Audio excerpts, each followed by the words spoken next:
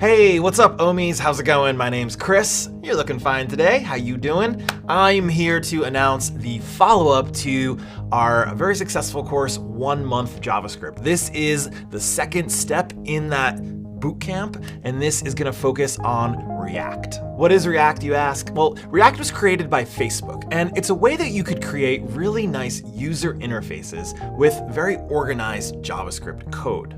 Think of Facebook. If you look at the Facebook timeline, we have lots of different components here on the page. We have the wall, the sidebar, the navbar, the messenger, a lot of these different components. React gives us a language that we can create these components so that they're separate yet together at the same time. It helps us organize our thoughts and our code so that traditionally, if you were doing this with just JavaScript, you may have thousands of lines, tens of thousands of lines just going down the page and interacting. There's a phenomenon called spaghetti code where it just becomes unreadable. React solves this problem. In this course, you will use React to build 3 projects in 4 weeks. The first one you will build is a social media card, which is basically if you were gonna make the next Twitter or Instagram, you need to have a portfolio page that's dynamic, and that's what we're gonna make. The second project we'll make is an app called the Pomodoro Timer. If you've ever heard of a Pomodoro technique, it's basically the way that you can set every 25 minutes to take a break, and then every 5 minutes to get back and do focused work. So we're gonna make an app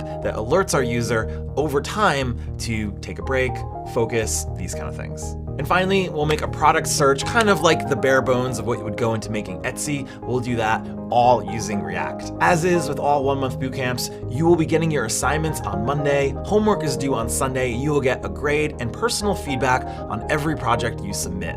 This course lasts for 4 weeks, and you'll be on that journey with about 50 to 100 other students all going through these challenges together. All right, so that's the upcoming React course. I hope you're just as excited as I am, and I hope to see you in class.